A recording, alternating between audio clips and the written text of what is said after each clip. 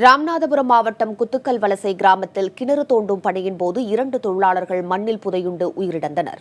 விபத்து குறித்து மாவட்ட தொழிலாளர் நலத்துறை அலுவலர் காளிதாஸ் நேரில் விசாரணை நடத்தினார். இதுகுறித்த செய்தியினை சற்று விரிவாக பார்க்கலாம்.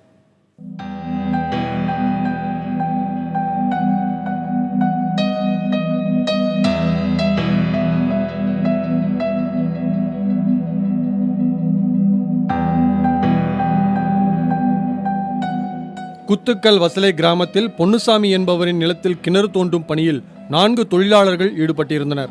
அப்போது மண் சரிந்து விழுந்ததில் பாலுசாமி, சின்னையா ஆகியோர் அதில் சிக்கிக் கொண்டனர்.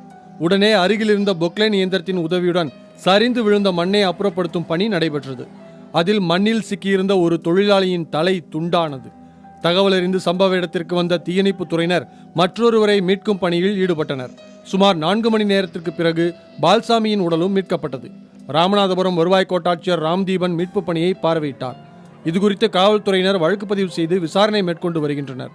மீனவர்களான இவர்கள் மாற்றுத் தொழிலை நாடி வரும்போது இதுபோன்ற விபத்துகளில் சிக்குவதை எண்ணி அந்த பகுதி மக்கள் வேதனை தெரிவித்தனர். ஏதோ கடலில் ஒரு தொழில் இல்லாதனால ஏதோ ஒரு கூலி வேலைக்கு போய் நம்ம பிள்ளைகளை காப்பாற்றுவோம்னு ஒரு தொழிலுக்கு வந்தவோ இப்படி ஆகி போச்சு. நாங்கள் என்ன பண்ணுறது? அதுக்காக என்ன செய்ய? இப்படிலாம் இடிஞ்சோம்னு நாங்கள் யார் கண்டா இறைவன்ட்டு தான் கேட்கணும். அதுக்கு நாங்கள் என்ன பண்ண முடியும்? ஏதாவது தொழில் நல்லா கை கொடுத்துருந்துச்சுன்னா நாங்கள் இந்த அளவுக்கு வந்திருக்க மாட்டோம். பொழப்பு தளப்பு இல்லாதனால இங்கிட்டு ஓடனா விளக்க போனால் தெக்க போனால் ஒரு தொழில் எதுவும் சரியில்லை. இதோட இந்த பக்கம் இங்கிட்டு வருவோம்ட்டு வந்தோம். இங்கே வந்து பார்த்தா இங்கேயும் காற்று கடை சரியில்லை. அதோட ஒரு கூலி வேலைக்கு போவோம், ஒரு கிணறு வெட்டியோ ஏதோ மக்களை காப்பாற்றுனதுக்கு இப்படி ஆகி போச்சு. நாங்கள் என்ன செய்யறது?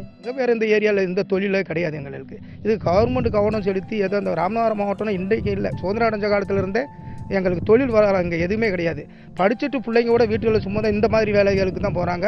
அநியாயமாக உயிரை மாச்சிக்கிறாங்க. இதை நாங்கள் வெளியே சொல்ல முடியாத சூழ்நிலையில் இருக்கோம்.